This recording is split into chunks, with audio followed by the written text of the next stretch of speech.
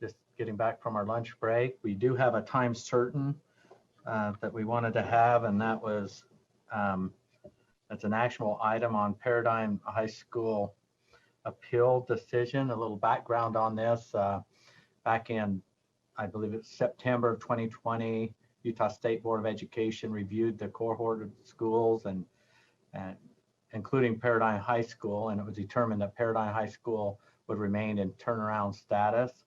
After that, Paradigm High School requested that USBE reconsider and reverse its decision. And as part of that process, there's a hearing. A hearing panel was put together, which was our audit department, and they met February 11th. And as a result of that hearing panel, they have recommendations for the State Board of Education. And so I think I'll turn the time to Chair of the Audit, Vice Chair Laura Belknap. Thank you, Chair. I'd like to put a motion on the table that the Audit Committee, acting as the Paradigm Hearing Panel, moves that the board accept the recommendations included in the Paradigm High School hearing report as provided by the hearing officer. Okay, we have a motion from our committee. Lorraine, does that require a second where it's coming from our committee? No, it doesn't from a committee. Require one. Okay, I just want to make sure we're dotting I's and crossing T's. So the motion before the board is that the audit committee acting as before the board is to accept the recommendations in the Paradigm High School hearing report as provided by the hearing officer. Discussion to that motion. Board Member Earl. Yeah, I have a couple of questions to ask. Chair, am I directing that to you? Yeah, let's start there and we'll see who can best answer your questions. Okay, these are the questions I have because this is concerning the data and after reading through all the documents. Sorry, let me just skip down to my notes here. I want to understand clearly what is the turnaround percents used based on the 3%. Is it of all schools or is it 3% of high schools? There seem to be some discrepancies in the usage of this, specifically through our representation. And I want to know exactly what is used and what is not used so that I can understand the outcome here. Okay, I'm looking for staff who would be best to answer the question. I don't see their hands raised to be recognized. Chair, may I ask a clarifying question on Jenny's? Okay, yes. The question I would ask, are you talking about the bottom 3% to get into turnaround, right, Jenny?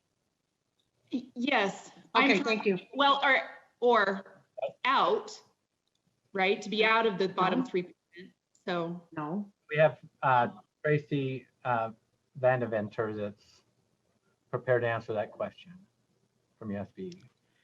Thank you very much, Chair Huntsman. This is Tracy Deventer, Director of the USBE Center for Continuous School Improvement. And to clarify, the statute requires that the high schools are ranked and the identification and exit is based on just high schools and those schools that are in the lowest 3% for identification and above the lowest 3% for exit criteria 2 years in a row. And the same is true for elementaries and junior high schools. They are combined, elementary and junior highs. Okay, then thank you. Your second question? That's currently what's in the law then, is that what you're saying? Chair, if I may? Yes, Director. So the cohort that Paradigm High School is a part of is cohort 2, and they are still under the guidelines that were in place when they were identified. So yes, it is still in place for them. However, there have been changes made for exit criteria for future cohorts moving forward from cohort 4. Okay, my next question, I'm not sure who this needs to be directed to. has to do, are there clear criteria for exiting this current year? In other words, is there clear criteria that when they come before, if this passes, they come before the board in a couple of months, or when that comes again? Do they know exactly what the expectation is? Chair, if I may.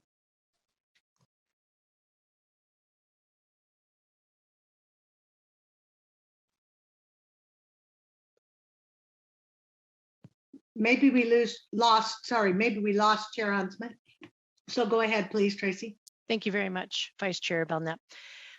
There are no clear guidelines for this year, partly because we were waiting for legislation to allow us to not hold this year's assessment data as accountability data. So we are in a place now where we need to create guidelines. We have the freedom to, as the board has the freedom to identify what those exit criteria may be, but that discussion has not begun and we have not moved down that path at all. So that would be true for cohort 3 schools that have been identified in turnaround, as well as Paradigm from cohort 2 and Redwood Elementary from cohort 1. Okay, so when they present, they're not sure what they'll be presenting on. It depends on what we choose this year for that to be, for the criteria. Did I state that accurately? Yes, if the board chooses to allow cohort 3, Paradigm, and Redwood Elementary to present, then we would be in a place where we needed to create what those exit criteria would look like. It would be different because in cohort 2's case, we did have at least 1 year of end of year assessment data to use as kind of a guiding question. That was the first question of the 3 that we addressed as an exit panel. And for cohort 3, for instance, we would not have data that we would be able to use from end of year assessments. Okay, that's all I have right now. Thank you. All right. Thank you, Board Member Earl. Board Member Hart? I'm withdrawing my question right now. Sorry. Thank you. Board Member Klein? Okay, maybe you can just help me understand the bottom 3%. That seems a little arbitrary to me.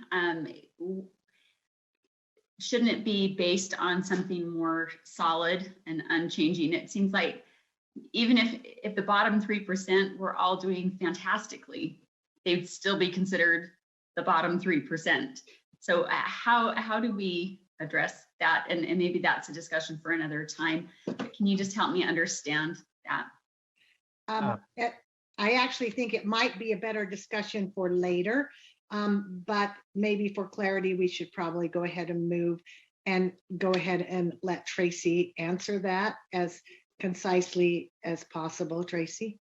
Yep, very good. I think that you bring up a good point. That is why cohort 4 has new exit criteria, which is to identify schools when they are identified that they would reduce the gap between the school's baseline data and the score for a letter B, and they'd have to reduce that gap by 1/3. That way, when schools are identified, they have a hard, clear number that they need to reach, but that was not in place for cohort 2. Vice Chair Belknap, I'm back, by the way. I don't know what glitch. All of a sudden I was offline. Everything went pause. You've got it. And unless Board Member Klein, if she has another question, then you'd go to Board Member Cannon and then Board Member Hart. Okay. Yeah, just a quick follow-up. I don't know that totally answered my question. Just because they close a gap or they make an improvement, if they were all doing stellar before they were even considered for turnaround, but they just happened to be in turnaround because they were the bottom 3% in comparison to everyone else, So I was just looking for like a baseline for falling into turnaround instead of just the bottom 3. But I believe the question had something to do with more why something's in our rule and not because it is in our rule. And so if we're going to change something, we got to go to our rule and change it. That's where that 3% is at. Is that correct? Director Deventer? Yes, that is in rule that schools who are 2 years consecutively in the lowest 3% would be identified for turnaround. And in order to exit, they would need to be 2 years consecutively above the lowest 3% when compared to their similar schools. So high schools compared to high schools, junior high elementary compared to junior high and elementary. Board Member Cannon? Thank you. I appreciate the points brought up by Member Klein and Member Earl.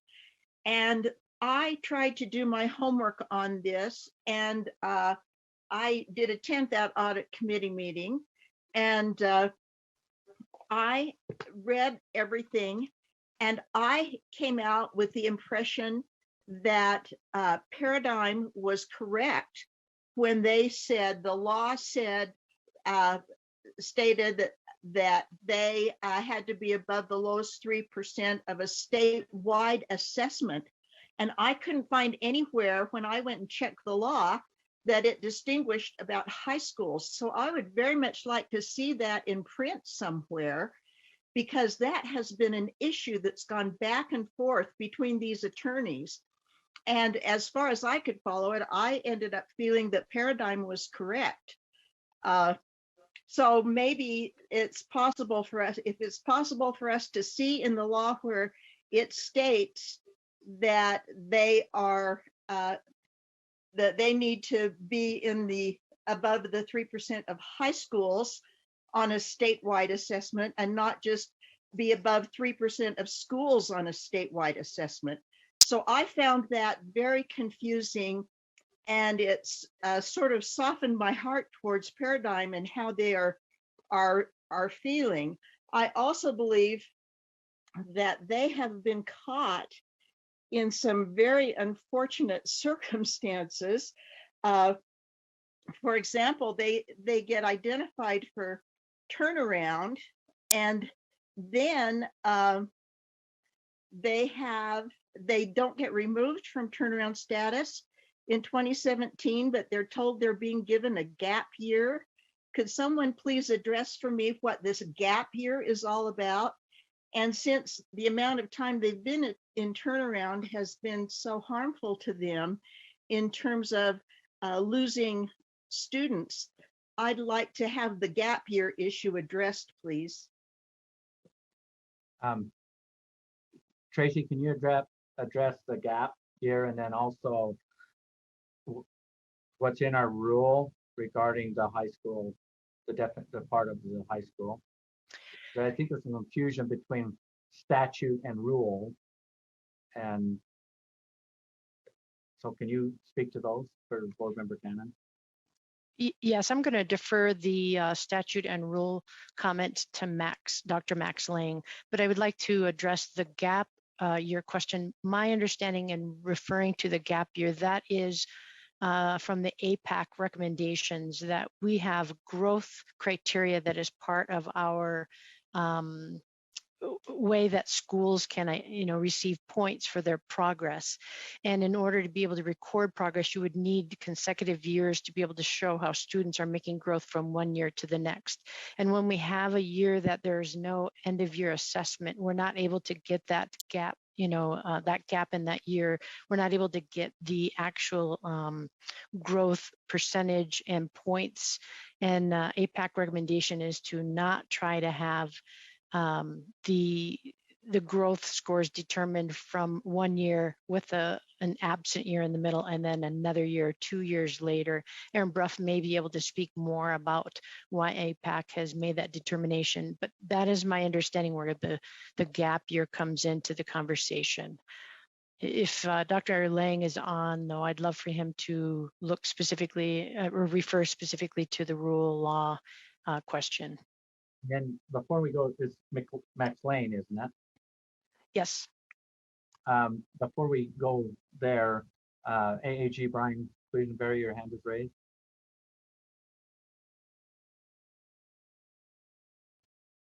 Yes, I was just going to point out, excuse me, the statute that contains the 3% requirement, and then the board rule that contains the 3% requirement. But since I advocated in this matter, I feel a little reluctant to kind of join in. And I believe Deputy Superintendent Stallings has that information and she can share that. So I would, Chair, defer to her. Okay, Deputy Superintendent Stallings. Great, thank you, Chair. So as to Board Member Cannon's question about the definition of low performing school, in statute, the definition is a little broader than what we have in board rule. And just as a reminder, so the definition of low performing school means a district or charter school that's been designated as a low performing school by the state for 2 consecutive years in the lowest performing 3% of schools. It also says, and in accordance with other outcome-based measurements as may be defined by the State Board of Education in board rule. If you go to our board rule in R277920 and then look in the definition section, you'll see that our definition of low performing school adds the following information that I think addresses Board Member Cannon's issue. Low performing school means a school that for 2 consecutive years is in the lowest performing, and you have 2 subsections. One is 3% of the high schools statewide, according to the percentage of possible points earned under the accountability system, or 2, 3% of the elementary, middle, or junior high schools. So what that shows in our board rule, we have determined that we are going to designate the schools as low performing schools in 2 different categories. One for high schools, so the high schools would be compared to other high schools. The other category would be elementary, middle, and junior high schools as compared with each other. So hopefully that answers at least Board Member Cannon's question on why or how we have the authority to separate high schools and only compare with like high schools. All right. Thank you for clarifying that, because what was brought to us in the different attorneys' responses and so forth was not the board rule information, but what was in statute, which is different and does not specify out the high schools only. So that's good. But as far as the gap year question goes, apparently I made a timeline of these things that was given to us, and Paradigm was designated for turnaround in September 2016.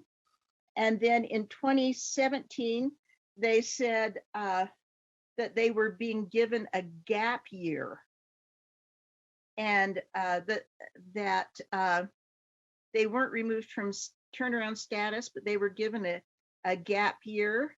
And I think what Tracy was referring to was the gap year where we didn't have any test scores, but that doesn't apply to the time when they say they were given a gap year.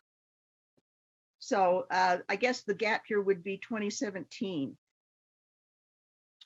Chair, if I may. Yes, Tracy. The exit panel did not address this question at all. We focused on the exit criteria and those 3 questions the board had provided for us.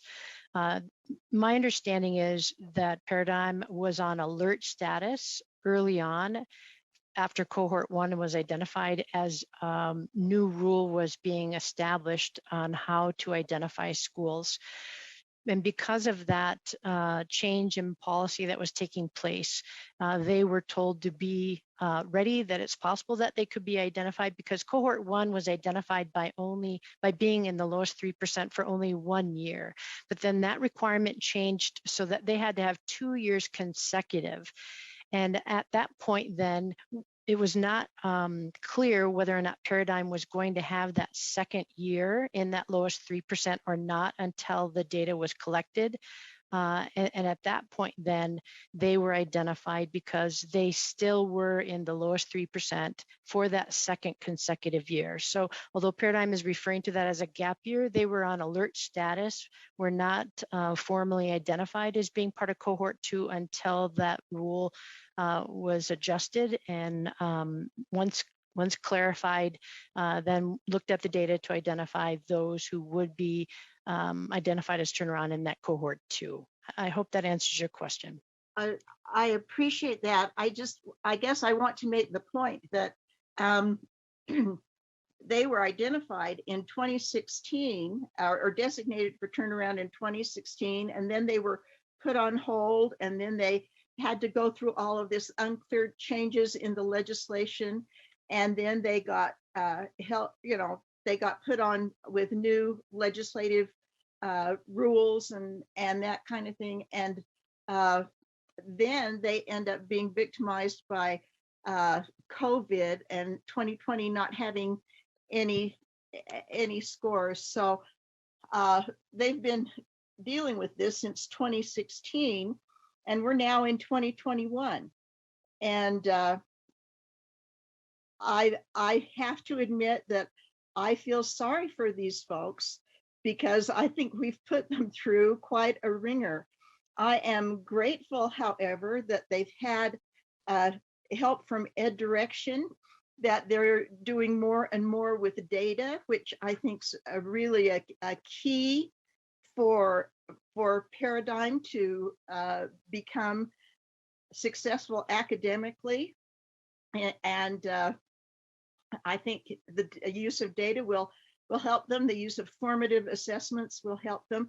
But I think we've been kind of unfair to them in terms of their turnaround experience. Thank you. I just want to remind everyone we have a motion on the table. We're going to try to speak to that motion. Next is Board Member Hart, and then Board Member Booth, you're on deck.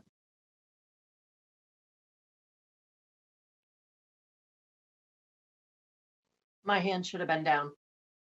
It is down. I'm not seeing it. What I think it was up. Okay. It was. I took it down. Sorry. Board Member Booth. Thank you, Chair Huntsman.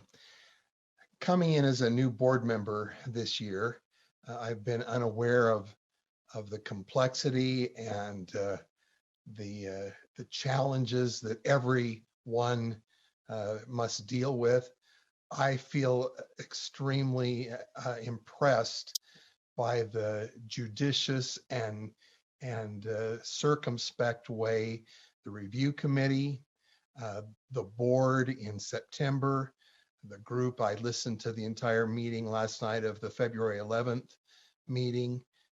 At every juncture, there's no question in my mind that everyone is attempting to do the right thing and to follow the established rules. However, the grandpa in me makes me feel concern for the children who have now moved on from 2016. They're graduated, they're hopefully in college and beginning that successful life that we're envisioning for all children in the state of Utah. With COVID in the middle of everything, with the efforts that have been made, with the communication gaps that have occasionally occurred, as they always will and do, I just feel that this was a moment of the perfect storm. And though I have no question that our board acted in good conscience and considering everything and wanting to stay very clearly aligned with the expectations that have been established, this feels to me, after 42 years in the education world as a teacher, that the priorities may need to change because the students and the teachers are developing and growing. And given all the situation, you know, I'm not trying to suggest how we should be voting on this, but I am feeling uncomfortable with just going with what would normally be the case. Everybody votes and says, yes, this is what we ought to do because we've applied the law and the rule and we've been very circumspect in everything. It's been a long time, folks. That's all I have to say. Thank you very much. Okay. Vice Chair Davis. Thank you. This is hard.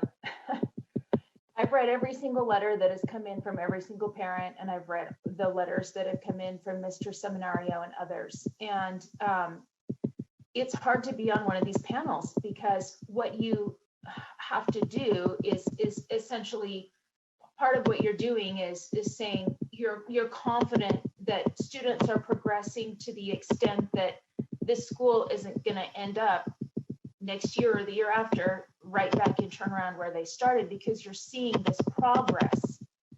And when you have a school that has very few number of students that are taking the end of year exams compared to the entire student body, then that's okay because we support that opt-out rate, right? But then you say, so how are the other students then progressing in those, at least those areas of math and science and language arts?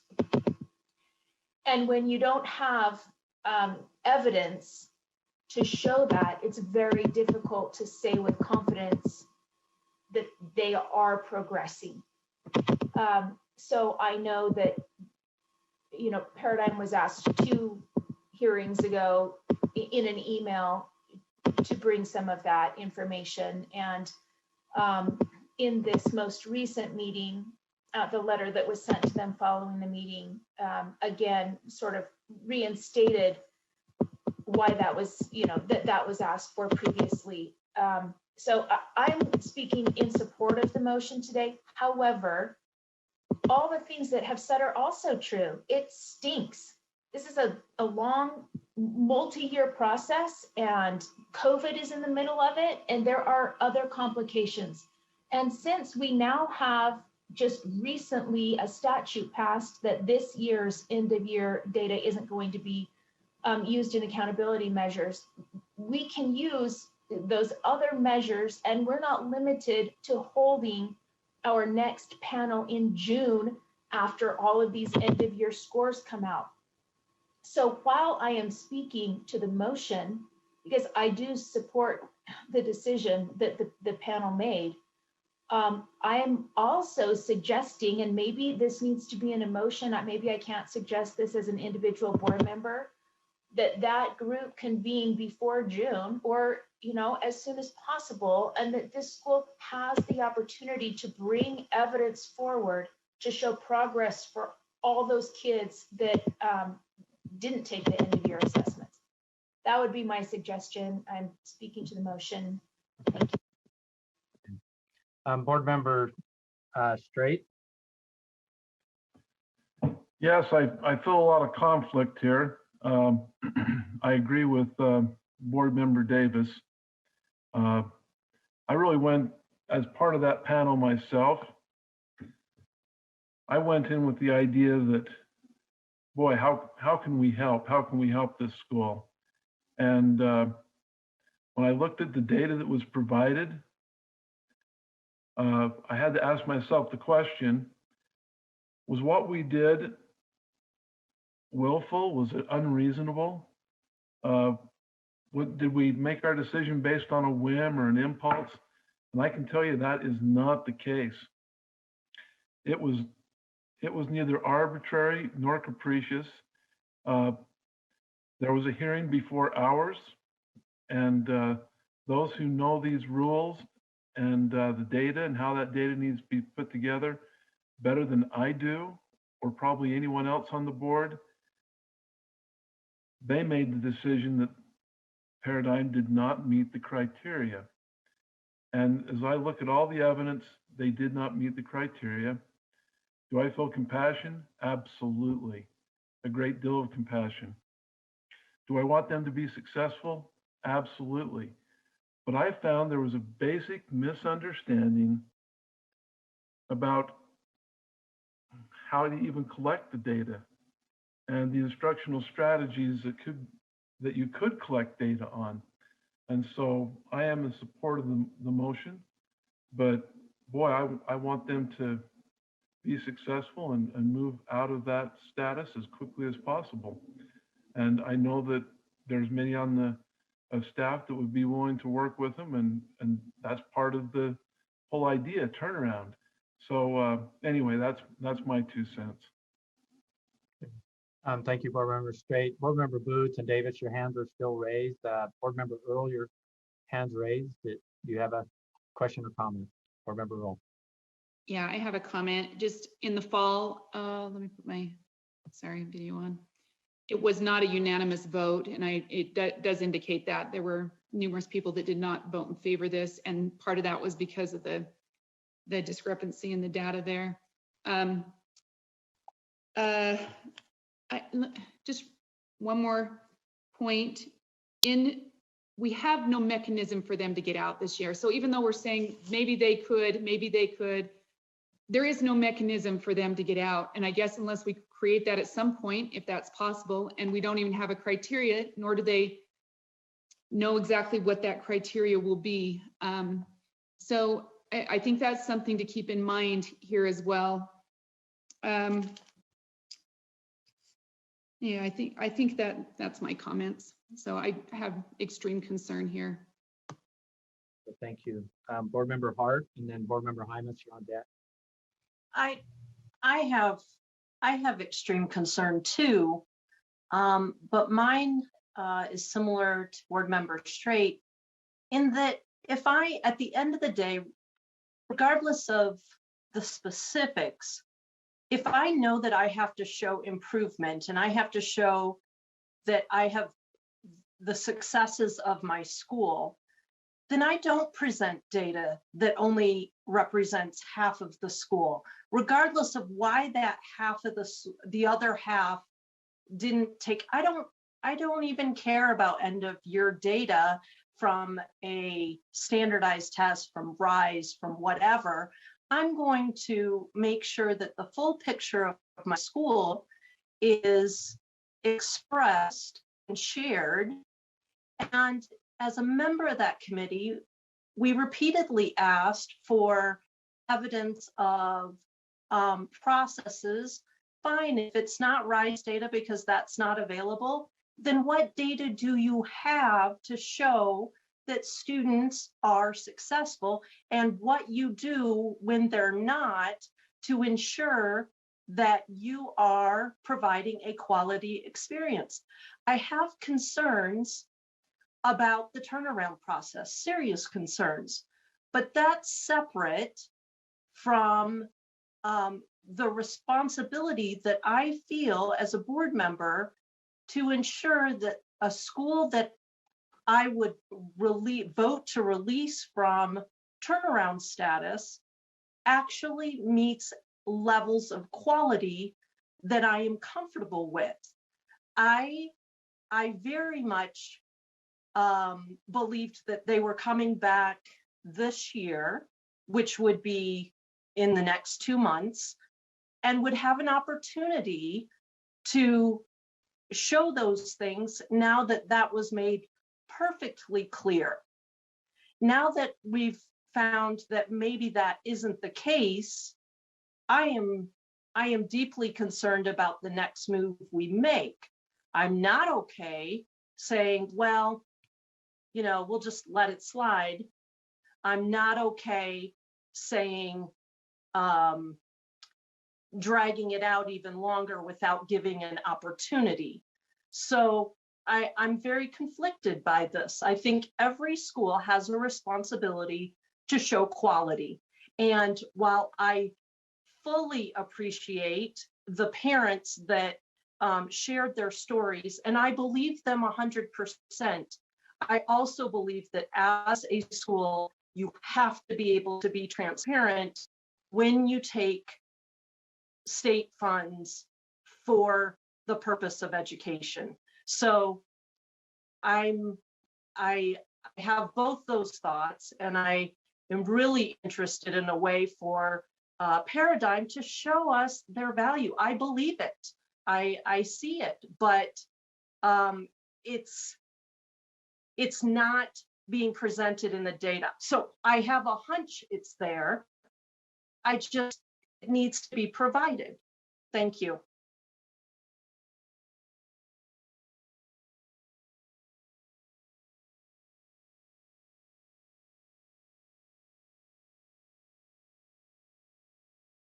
Did we lose Chair Huntsman again? Chair? Yeah. Okay, you're there? Okay, Board Member Lear. Hello. Thank you. Oh, sounds like he's there. I had a question, two questions. First of all, I did listen to the full hearing in real time. I had to leave at the very end, so I didn't hear the vote, like leaving a jazz game. But could somebody tell me what the final, and I kind of assumed, and maybe assumed wrongly, what was the final vote of the committee? Debbie, do you, let me see, who, maybe David Jones, do you have that?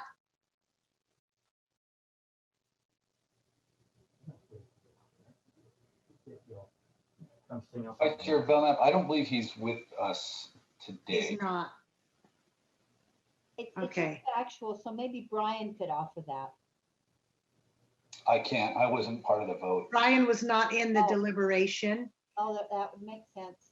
Let me just double check. Maybe Debbie has that. So Carol, do you have one more question? Yes, I do. I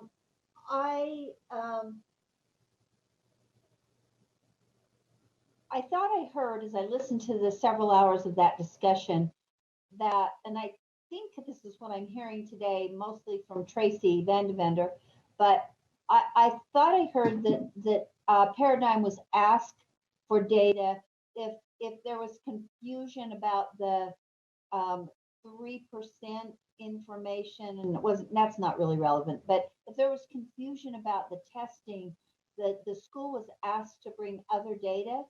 And as I recall the discussion in that hearing, the school did not bring other valid or legitimate data forward. So the panel was left deciding based on the data it had already. I'm misremembering that. Is it a more complicated answer? And I guess the question is for Tracy or maybe one of the panel members who remember. Board Member Lear, I could answer that. Yes, there was information requesting different data points, and there were not other data points like Board Member Hart was talking about that weren't partial numbers of students. And so there weren't other data points brought forward. Debbie, there were not. Okay. There were not, but it was requested or offered. Maybe that would be a better. And then when we get the final vote from someone, that would be a helpful piece of information for me. Thank you. Thank you, Board Member Lear. Darren? Hey, can I be heard? This is Chair. Oh, now we can hear you, Chair. Oh, okay, I'm back. Can you? Okay, you got it. I have no idea. Thanks for the rescue. I hope this isn't how my day goes. So You're gonna go to Darren and then to Board Member Hanson and then Board Member Lear, your hand is still up. Okay. Darren Nielsen. Thank you, Chair. This is Darren Nielsen, Assistant Superintendent of Student Learning.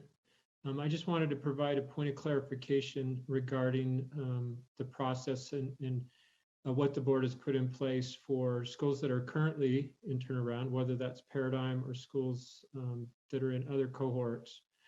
In your board rule last year, when the board made the decision, which I thought was very fair, I know that term's been used today, but in statute and in rule last spring, there wasn't a way for any school in turnaround cohort 2 to be able to be considered for exit.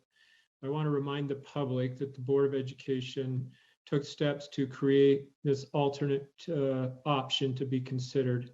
That was then codified into the rule into R277920 section 12. So the process that the cohort 2 schools followed last spring after the disruption or the suspension of statewide assessments, that is still in board rule and can be followed this spring.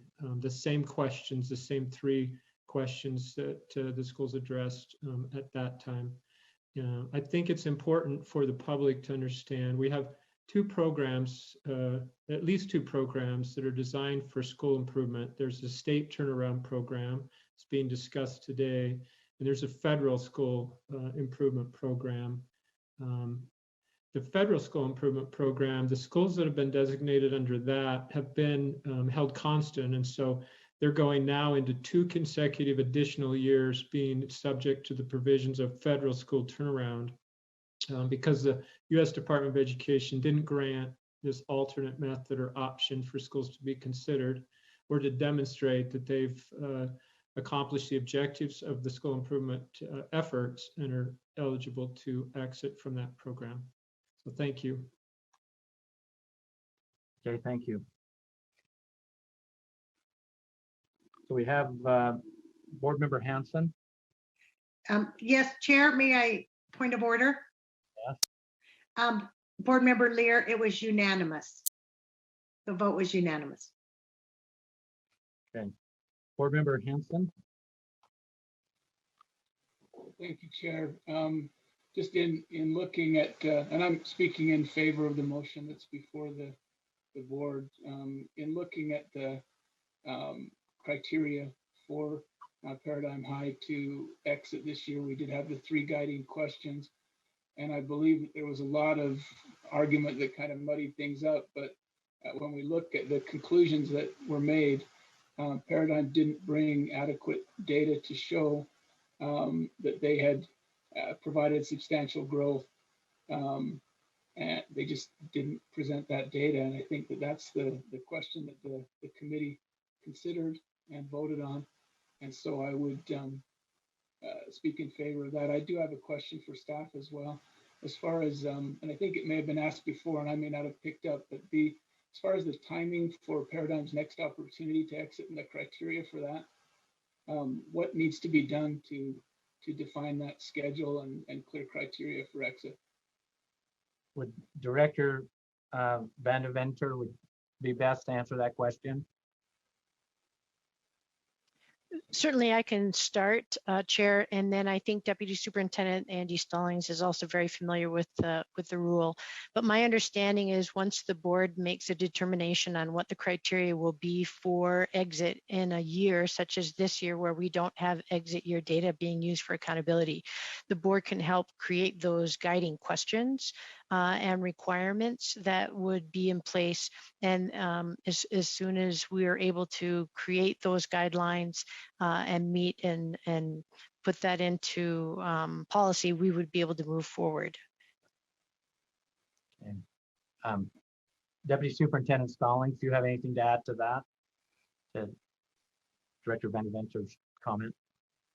Just that I agree that we could quickly get this issue back before the standards committee and the board and look at that. I was also starting to review the legislation that passed last week, SB 184, to see if there might be a way that we could use or rely on the assessment results of this spring for a school if the school chose as part of that, the alternate exit criteria. As I've been looking through this statute or what's been amended, most of what we see is a requirement on the board and what the board does or does not do with respect to publishing or identifying schools in a way that might be seen as negative, like some of the language, for example, is a determination to determine whether they are in the lowest performing, for example. So I'm trying to think of, and I'd have to do some research on this, Board Member Hanson and others, but whether or not we could allow an LEA such as Paradigm to allow the board to rely on the assessments results from the spring, for example, to determine whether they've made progress or to exit. So I think we have some issues and things that we can look at and research the possibilities and present those to the standards committee.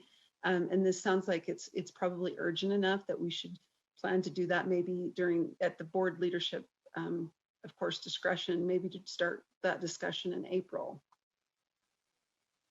Follow up, Chair. Yeah, follow up. So just talking about getting that before the board in April, what would we be looking at time-wise, do you think, to have that schedule and criteria in place? Are we talking 90 days or what's a reasonable amount of time to have that happen? Deputy Superintendent Stallings, that's a common question you get asked once we change rule and ask a has to sit for so long and et cetera to reverse it back. It takes about how long, starting in committee, then board approval? How long does it take? So from committee to, and then board approval, and then it takes about 2 months after the board approves it before it's legally effective. Now, we could do emergency rulemaking. So 2 scenarios. One would be if the rule or a determination went to committee first, board, and then published. If you're doing your regular kind of process, not an emergency rulemaking process, you're looking at about 3 months, so 90 days. If you were to cut the committee portion out and have it go straight to board, so let's say we were going to bring something straight to the board in April, right after that we would file it with Office of Administrative Rules by April 15th. It would be open for public comment all of May and be legally in effect the beginning of June. The other option the board always has as well is emergency rulemaking, because these changes and the problems, so to speak, that are making this such an urgent issue are related to COVID. So in a lot of ways, they weren't something we could anticipate. I'd have to take a look, and I'd also want to confer with, Brian and Michelle, but there's a possibility we could do emergency rulemaking, which if you do that right after the board takes action, we can file it and make it effective immediately. And of course, it's all subject to review, and people could oppose that, so to speak. There's some different procedures in place, but hopefully that helps. I think realistically, if you're not going to go the emergency rulemaking route, we're looking at the beginning of June for it to be legally in effect. Thank you. That answer your question? It does answer my question. I'd like to make an amendment to the motion, or propose an amendment to the motion, to amend it to say that we will accept the recommendation of the committee, or the decision of the committee on keeping Paradigm in turnaround status, but that we will direct staff to work out an expeditious route to define exit criteria and arrange for Paradigm to be evaluated. And somebody can help me wordsmith that, but that's the intent of the motion. I'll second that. Board Member Straight. So I'm just kind of a little bit confused before we go to discussion and restate the amendment to the motion. Your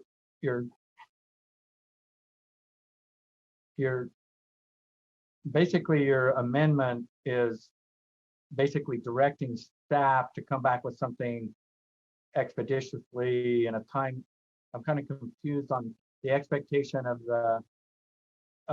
the motion, when the reality is all that you got to do is have 2 or more board members, and or within the chair's preview or the board, we expedite this and get it before the board to meet those timelines. So it's, yeah, I can speak to want to circumvent that process and have it built into this motion, an expectation that the board will have a discussion on the policy change. That's your assuring. Sure, I can speak to that. Yes, I'm trying to tie that to this motion because I hate to see Paradigm be hung up without a clear target for how they're going to exit. And I'd like to make that part of this decision. Yes, that we keep them in turnaround status, but we are going to do everything we can to define what they need to do to get out of that as expeditiously as possible. I tie that to a timeline, but I haven't heard that we know exactly how long that will be. So I think we'll rely on good faith of staff and the board to push that through as quickly as possible. Okay, so I'm trying to find, did we type up his amendment?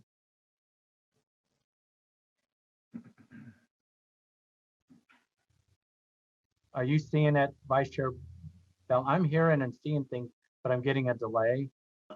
No, it's not up on the board. But I do have a point of order question. Yes. Can you take a motion and then also direct staff in the same as an amendment? Or should it be its own motion? You can add or take away from the, you can add or take away from the motion. This is adding to the motion an additional condition to the acceptance of the recommendations from the hearing report. So the board is adding, unless Lorraine is saying I'm wrong. You can apply that how you want, Chair. Well, I believe it's adding to those recommendations, but it's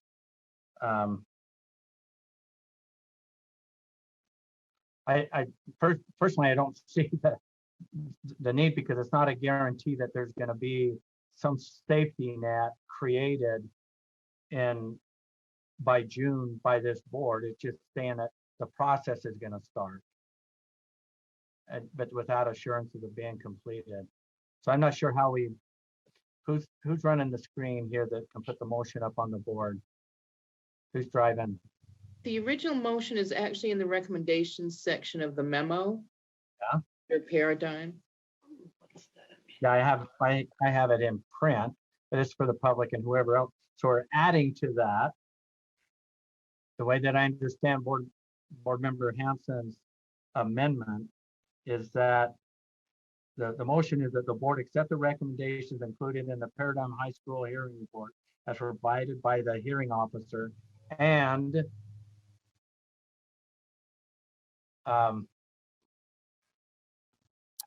have staff, if I remember this, but basically the request is to have this back on our agenda, which should be more specific, in my opinion, to the actual rule instead of the general topic. But so I just want to make sure that maker's amendment, that we are saying what he wants to say. Yeah, direct staff to clearly define exit criteria and as expeditiously as possible. Chair, this is Lorraine. Yes. Worded in this way, that the board directs staff to bring recommendations for exit criteria to the board. You could even say in April.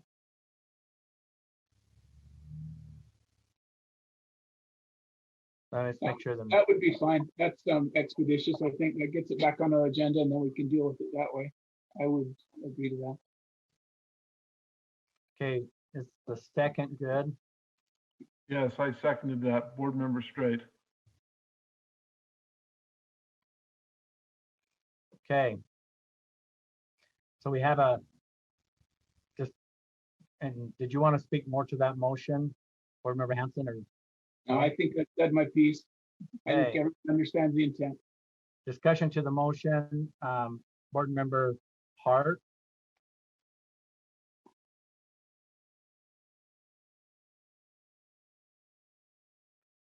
I had the thought that maybe we could just do over the appeal now that we've clarified some of the misconceptions. That seemed a little easier, but maybe we haven't clarified the misconceptions. So just a thought. Okay, well, we're trying to speak to the proposed amendment to the original motion. Vice Chair Belknap.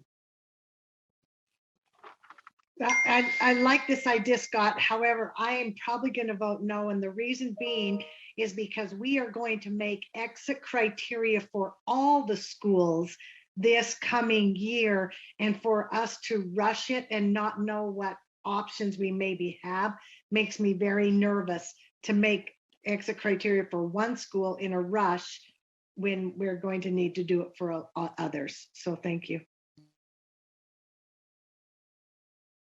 Okay, Member Earl, we're speaking to the proposed amendment. Yeah, I appreciate this. I think without a way forward for this particular school, it's another year for them. And so I'm just speaking in favor of this at this point. Member Cannon.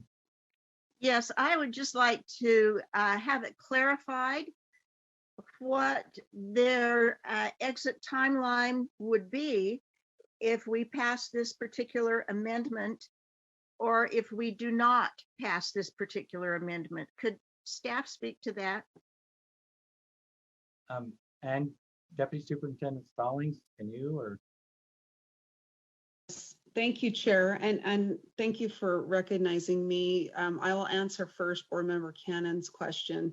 So during this discussion today, there's a number of us who've been kind of texting to make sure we're clear on something. And just wanted to clarify that first off, we actually believe that R277920 section 12, which is a section that the board recently codified as of November or December, it will actually be, we'll be able to use that exit criteria for Paradigm. And we also have one other school, I believe it's Redwood, that we can use the exit criteria that was codified. This is exit criteria for schools in a year with statewide assessment irregularities. And essentially what would happen is the board, or actually the superintendent through your board rule, has the authority to appoint a state review panel when there are assessment irregularities.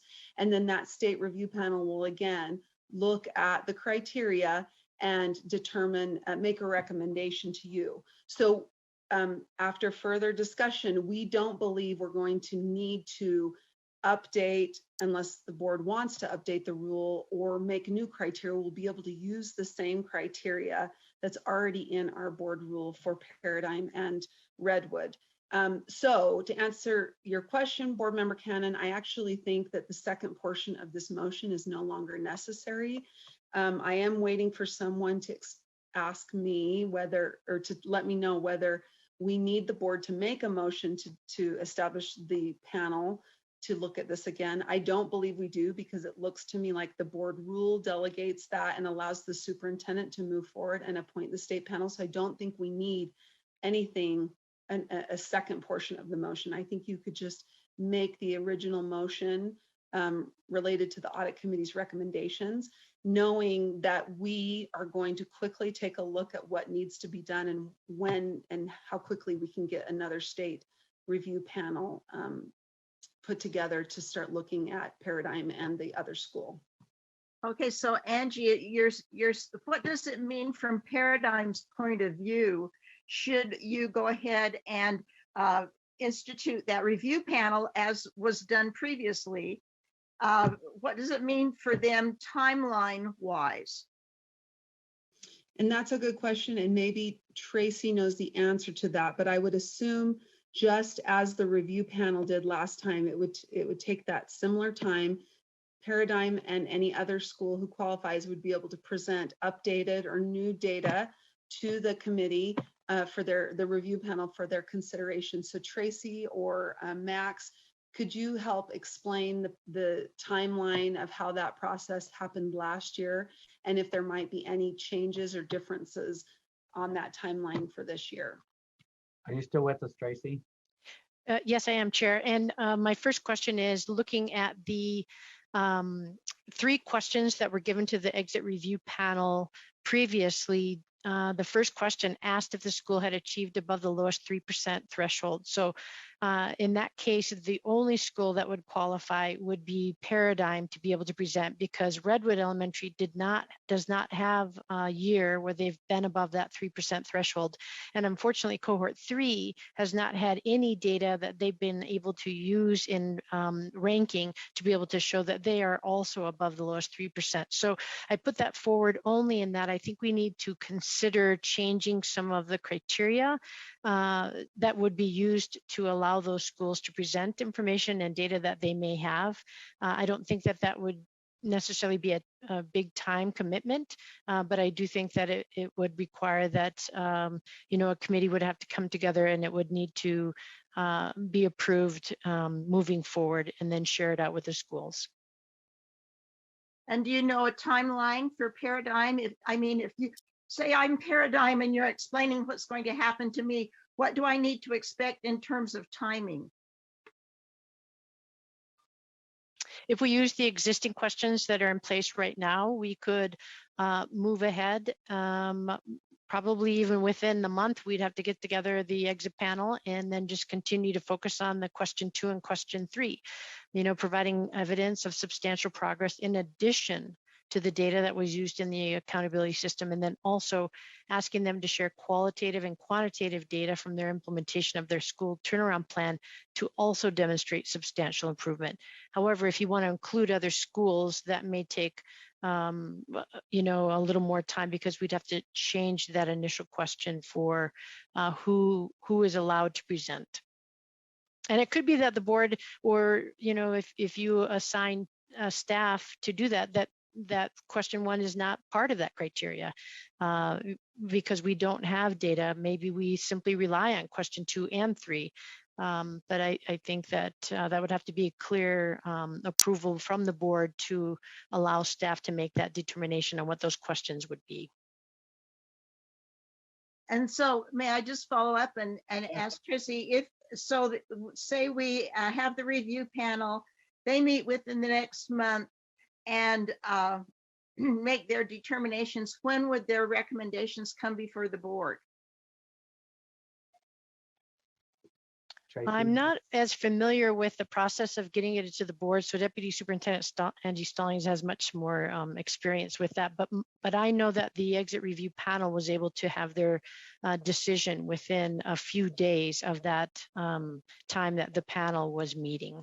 But as far as getting it on the board agenda and getting approval by the board, that part I'm not quite as familiar with. I'm so sorry. And Deputy Superintendent Stallings, do you have a response on that? Yes, I think that as long as the review panel has recommendations before the backup deadline for one of our board meetings, it would be as simple as that. So I'm not sure when, again, how long it would take the review panel and how long the recommendations, but let's say that the recommendations came out on May 15th, you should be able to get on the June board meeting, and unless it goes through committee, it would go to June committee and then August board meeting, etc. So I think once the recommendations are made, it's really just about, is there enough time? Week and a half usually is what we need, the Wednesday or Thursday before board meeting, that then it can get before the board, as long as board leadership has given that the green light. And board chair, if I may add one more thought. You bet, it's only time. Very good. I believe that the board has expressed interest in providing support for Paradigm, and it may be best that we provide 2 exit opportunities. So one would be specifically to allow Paradigm to show progress related to the 2 questions that were addressed in the fall, and then coming up with a second exit option for cohort 3 in Redwood Elementary, just to simplify, and that might help us be as expeditious as possible. Okay. We still have quite a few hands up. And Deputy Superintendent Stallings, are you adding more to this, or can I take another board member's question or comment? I apologize. I didn't know my hand was still up. I will lower it. Vice Chair Davis.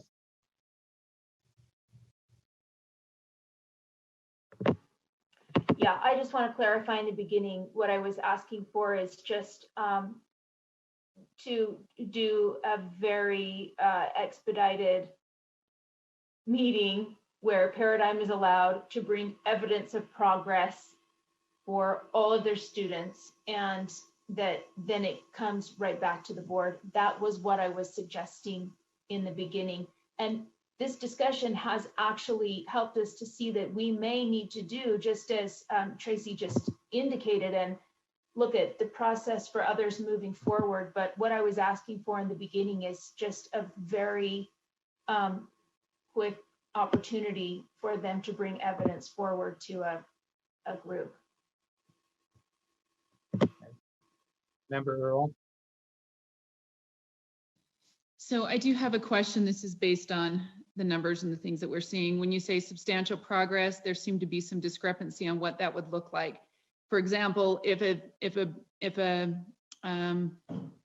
school goes from 17 points to 29 and then back to 25, that was considered not substantial. But if a school maybe went from 15 to 16 to 17, that was considered substantial. I guess I'm hoping we don't have there's some ambiguity there as to whether or not that was substantial, because at a year it decreased, even though it was substantially more than the initial year. So I don't know if we need clarification on that or not. Chair, if I may. Yes, please. I appreciate the question and want to clarify that the exit panel considered those numbers, but they were all related to question 1, which was using the data at the end of year. So question 2 and 3 were specific to in addition to that exit data. So looking for other ways that Paradigm knew that their students were making substantial progress in addition to the excellent progress that they had made on the end of year assessment in their first year. Okay, thank you. There just seemed to be some ambiguity that in the comments and things that were made. So thank you. Board Member Mimas. Yeah, thank you. I appreciate that. Tracy, if you could answer this, I just out of curiosity, if we were to look at Paradigm's information right now, would they be a turnaround school, or would they not fall into that bottom 3%? If we were to consider them as newly identified, is that the question? Yes, that's the question. We would need 2 consecutive years of data, and then they would need to be in that lowest 3% compared to high school. So we don't have the 2 years data. Did they have a year where they were above the lowest 3%? Absolutely. So it's unlikely they would be identified at this time. Okay, I have a hard time as I'm listening to this. I see both sides. I really do. And we've spent over an hour on this discussing the various sides, and it's hard for me to hold the school accountable when we don't have our stuff together. That's where my heartburn comes in. We talk about, well, maybe we can do this in X amount of time, or maybe next year we can have a process for them. I know for me and for any one of us, if somebody told us, no, we're going to hold you here until we figure out what we're going to do to let you go, that's kind of hard to take. And so I don't know, I just have like I said, I have a hard time. I trust the audit committee and hear what they're saying, but at the same time, as I'm listening to this over and over again for the past hour, it's a hard spot for Paradigm to be in, and it's an equally hard spot for us to keep them there, waiting to see what we're going to do next. Thank you. So we have still have several. Board Member Earl, your hand's still up. If it is, I'll be getting to you. I haven't weighed in on this, and I think I'm going to. I'm really, the conversation's great, and I guess we love to have conversations, but I'm going to go back to our rule. We set rules, and we have rules, and yes, we have a pandemic. But then I go look at the evidence, and if I was in somebody else's shoes for being in this school, I'd be saying, hey, I've got to produce some data, and how am I going to get it? Where's this data that supports something? I'm not going to look for outs or anything like that. I've got to prove myself in some kind of assessment of some kind to demonstrate, look how great I am. I'm fantastic. Look all these stars on my forehead. And here's my data.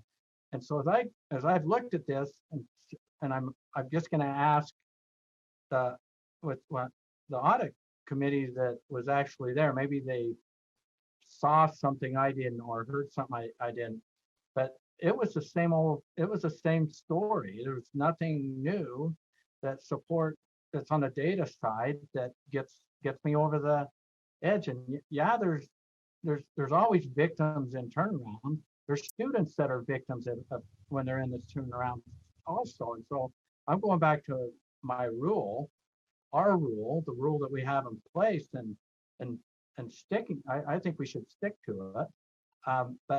And if we don't like it, let's change it. But I had no idea that our board meeting today would turn into some kind of rescue effort to try to go around a rule, because that's what I'm seeing. And I just have to kind of share that with you, because I believe in process. And our process is, there's things in statute, there's things in rules, and we have every opportunity to change our rules as long as it doesn't go against statute. So I'm kind of speaking against the amendment here, which I don't speak against for too many things, but on this one, I just felt like I needed to, as I'm sharing this.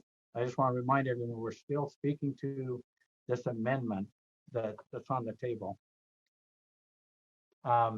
We have hands raised. I believe it's Board Member Klein. All right. I guess I'm not speaking exactly to the motion. I just wanted to put my 2 bits in about the fact that they wouldn't qualify currently under turnaround, and how I feel like there's an injustice that they have to prove themselves not guilty when we've already shown that they're innocent as far as meeting that criteria now. I just don't want to take a guilty until proven innocent approach to this, where they have to try and prove themselves when we've already said that they don't fall into that. That's it. So let me just restate the Vice Chair Davis before I restate something. We've got more input. I just think, Chair, we have to be a little bit careful with the language that we use, because I feel the only, if there is an injustice, it would be that COVID is messed everyone up for everything. But as far as the rest of the process goes, I don't think there has been an injustice, because in writing, they were asked prior to the one that I was on to bring certain evidence of student progress. They felt like it was kind of late to be asking for that in the last one, but then that still wasn't brought to this one. And then when we got the email from Mr. Seminario, I was thinking, oh, this is where we're going to see, he's going to show these maybe objective criteria they put to some of these alternative assessments and subjective assessments, and we're going to see evidence of progress. And it wasn't there. And I'm hoping for a quick opportunity for it to be there, for them to bring it. I know they can bring it, but I don't think it was an injustice in the process because of the communications along the way asking for that evidence. Okay. Natalie, or Board Member Klein, your hand still raised. And Vice Chair Davis. Member Straight, your hand's still up, or it is up. Did you have a comment? Yes. You know, as I look back, the board has made ample opportunities. This was an opportunity for them to come out of turnaround based on the circumstances, even with COVID. I very much disagree that we didn't have our stuff together collectively as a board. I think we've done everything possible to help, to be compassionate. Well, I agree with many things. I agree with Chair Huntsman's frustration with this. I think we can move forward, but once again, Paradigm still has to bring the evidence. It doesn't matter how many chances we give them, but maybe they don't understand what that looks like or what they need to do. But that's not our responsibility. And resources have been provided, and they need to bring back the evidence. Okay.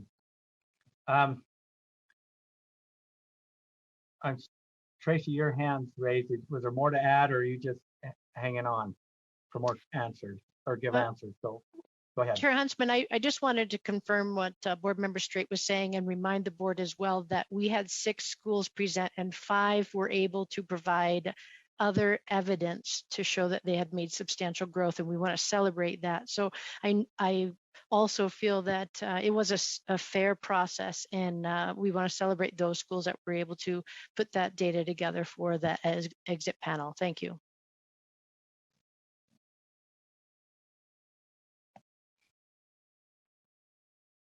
So hang on one sec. I'm trying to stay caught up with the process. So is this our best motion to display what's in the amendment? Angie, is there a better way to display this amendment than what's here?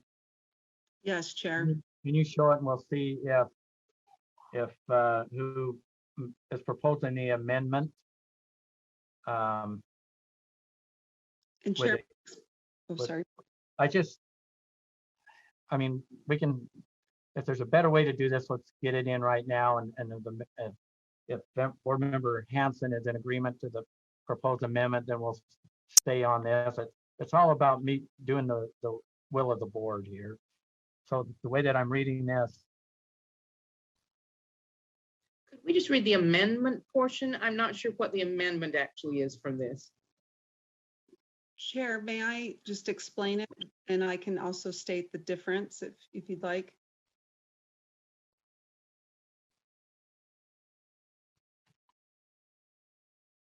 And was you explaining it?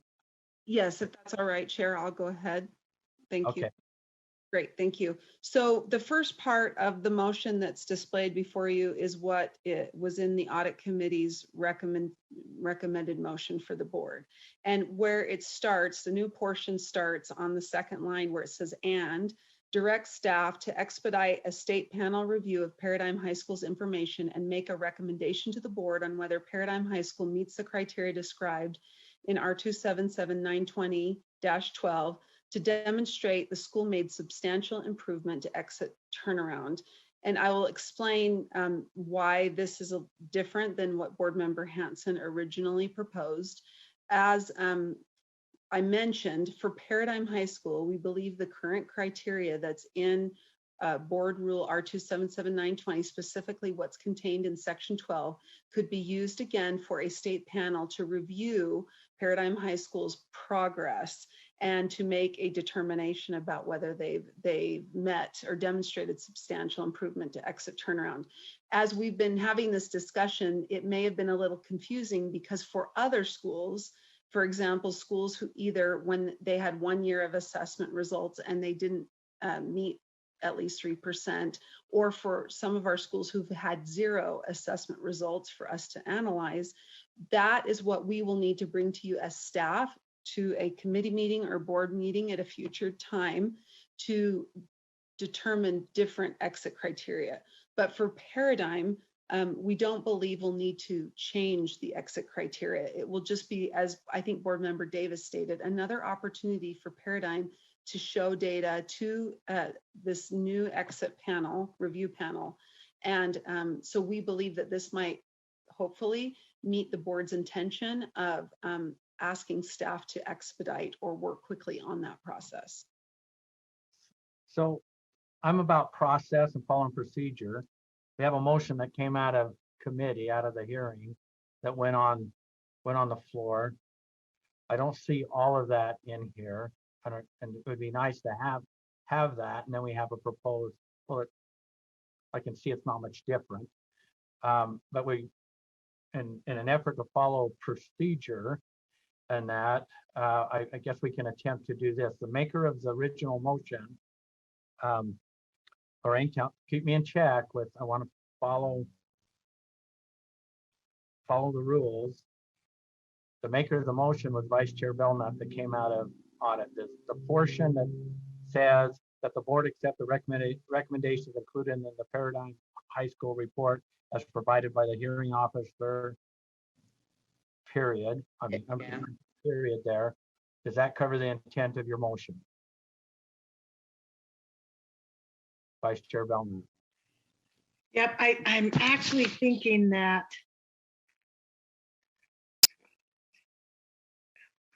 Yeah, but it started out that the the audit committee recommended that the board accept.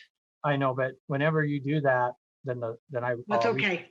It's okay. Yeah, that first part's fine. State the motion, which is really on the floor, that the board accepts. That's fine. Yes.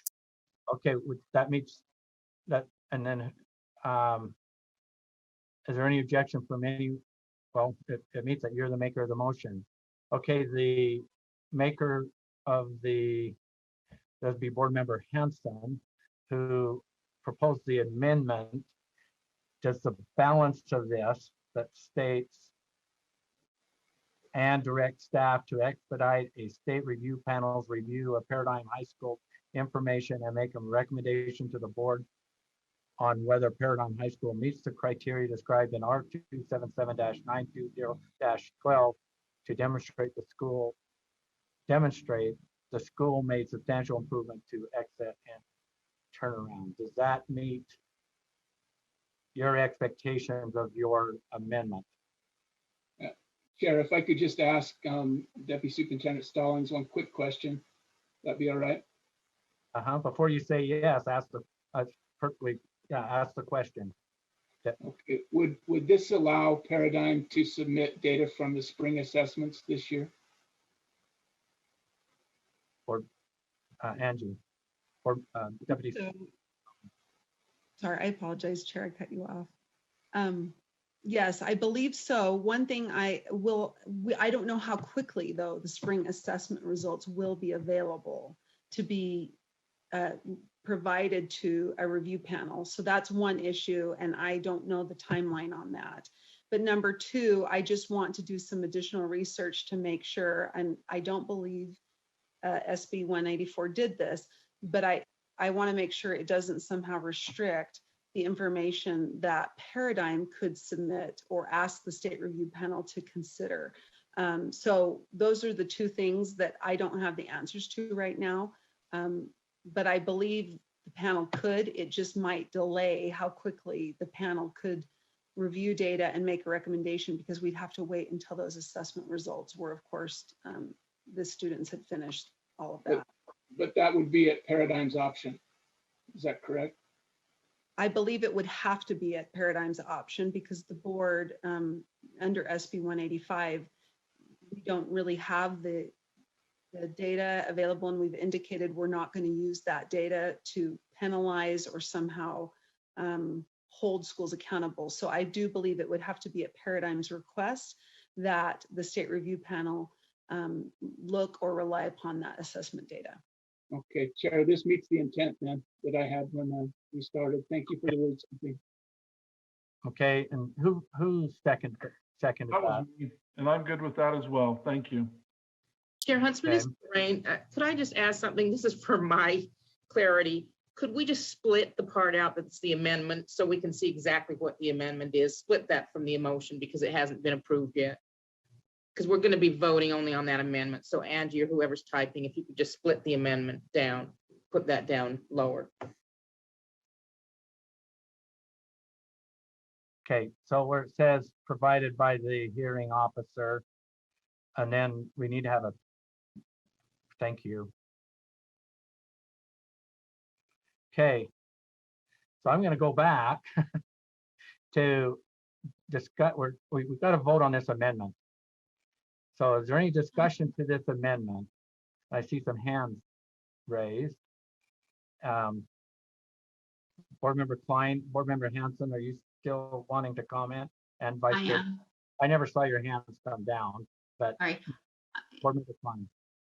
Thank you. I'm just looking at that rule R277-920-12, and I was trying to look that up to see exactly what it said. And as far as I can tell, it only goes through section 11 under section 920. So can we just clarify what that is? Deputy Superintendent Stallings. Yeah. Reference to R277-920, and she can't see clear through it. Yes, Jeff, I just put in the chat a link to the rule. If you could pop that rule or open that link, please, in the chat. Board Member Klein, you may be looking at an older version of the rules. So this version of the rules on our website. I'm not sure if you went to the Office of Administrative Rules to get the version you have, but Jeff, if you could go down to section 12, which is about 14 pages in or down, and you'll see Board Member Klein, the section and the criteria. And I think keep going, you're almost there. You can kind of see the top right there. So there's the criteria there, Board Member Klein, in section 12.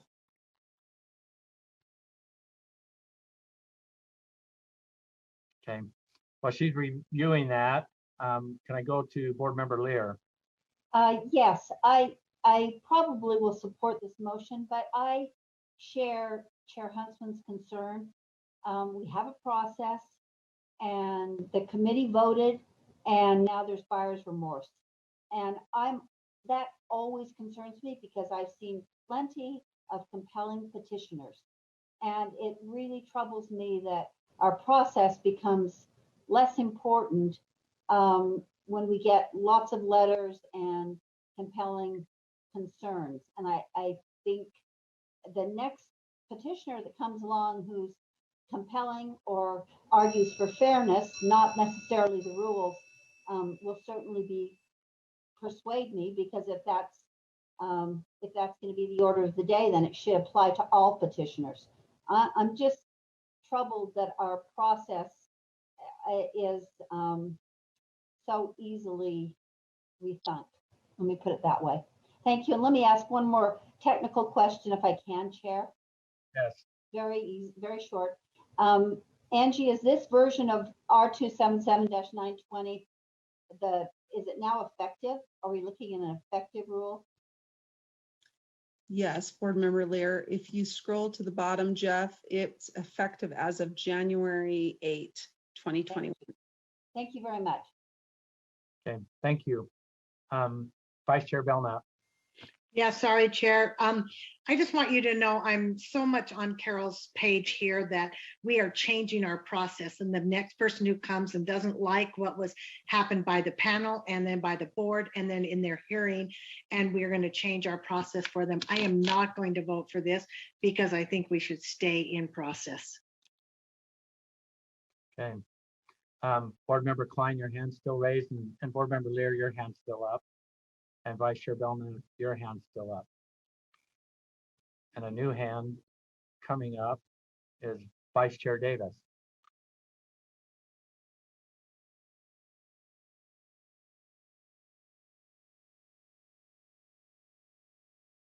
Vice Chair Davis. Sorry, I thought you said I was in line. I guess I'm just asking how this is changing the process, because if, let's say that this motion, the main motion passed today, and then they just came back on their normal time schedule, that would be in June. Maybe. However, what's that? That's not an absolute. We still have some work that we've got to do, but it's assumed, yes, June, but. Yeah, I mean, that would have been their normal rotation, as far as I understand it. So because of a law that just passed this session that says the end of year assessment, it doesn't have to be a criteria for accountability. That is what gives us the flexibility to push the things that would have happened in June up sooner if we choose.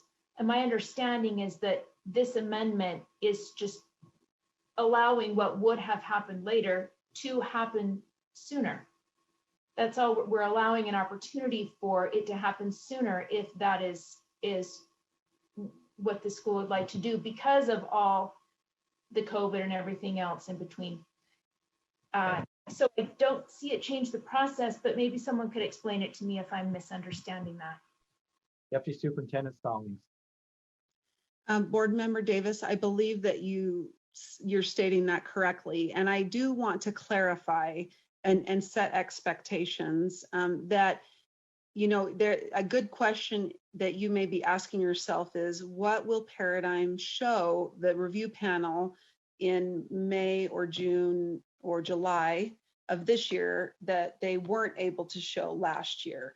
And I know that some board members are questioning or asking whether or not Paradigm would be able to ask the review panel to look at their students' performance on the spring 2021 assessments as a potential. And I think we as staff, of course, we will need to do some additional research, but we feel fairly confident that if Paradigm asks the review panel to look at the spring 2021 assessment results as part of the consideration, that will be fine. The one thing I want to mention is there is a delay. Even though the students may finish taking those assessments in April or May, we definitely at the state level don't have access to that data generally until the fall. The schools will generally have access to the data sooner, but we need to know more about what is possible there of getting verified assessment results and data that Paradigm could share or authorize USBE to share with the review panel. So I want to make that clarification that this may not expedite anything if Paradigm is hoping for the review panel to review this spring's assessment data. But I think we'll know more as we start down the road of that process. Okay. We still have some hands raised. Board Member Hart. Yeah, as a member of the committee that heard that was in the hearing, I want to be clear. I don't necessarily think that it's wise for them, it's Paradigm's call, but I don't think it's wise for them to use test scores. They provided those. It's the other half of the school population that we need data on. If they bring test scores on 48 or 52% of the students, they're going to be in the same boat. They simply we need to understand that assessment is not just test scores on end of year tests. Assessment is a much broader category of activities that we do in a school to gauge our students' progress. And if they simply showed a progress, a process by which they collect, review, and have used that data to move forward in their improvement process, which those things are in their recommendations in their turnaround plan, then they would be on the right track. So I think we get off track when we start talking about end of year assessment, because quite frankly, that's what kind of got us into this problem in the first place. We're looking at assessment as a broader category, not as test scores. We don't want every school to have to follow that same prescriptive model. They have to have the freedom to do things that make sense to them, but they also have the responsibility to show assessment progress. Thank you. Board Member Hanson, your hand's raised. Thanks. I'll be brief. Board Member Davis said most of what I wanted to say, but this is, I believe someone said, a perfect storm kind of year. The turnaround, and I'm all about process. I think you know that about me, that I stick with the rules and want us to have a process that we follow consistently. But this process, by the nature of the legislators and the code, has changed several times while Paradigm's been in turnaround, and then we had COVID on top of that.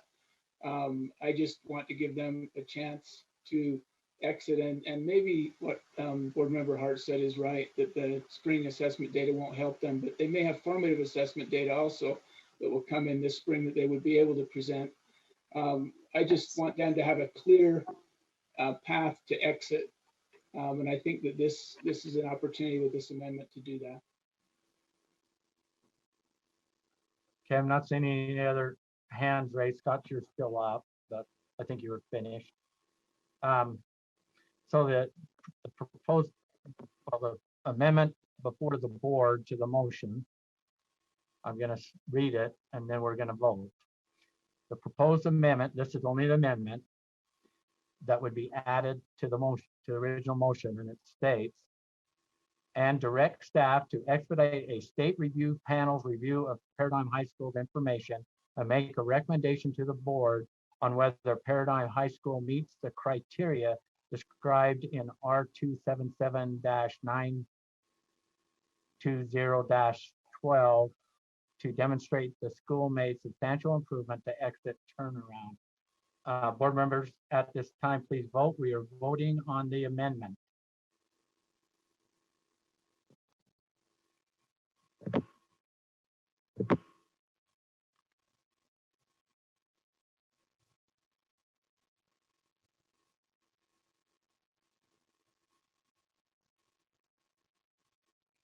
Okay, the voting is complete, and the amendment to the motion passes with, it was not unanimous. There's 2 no votes.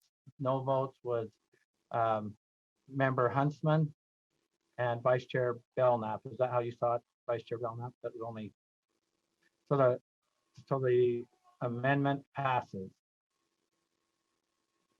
Okay, the amended motion that's before us today is that the board accept the recommendations included in the Paradigm High School report as provided by the hearing officer and direct staff to expedite a state review panel's review of Paradigm High School's information and make a recommendation to the board on whether Paradigm High School meets the criteria described in R277-920-12 to demonstrate the school made substantial improvement to exit turnaround.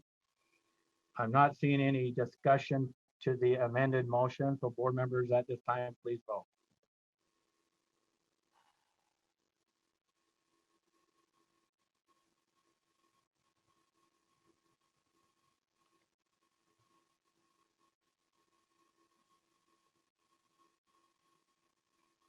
The voting is complete and the motion passes unanimously.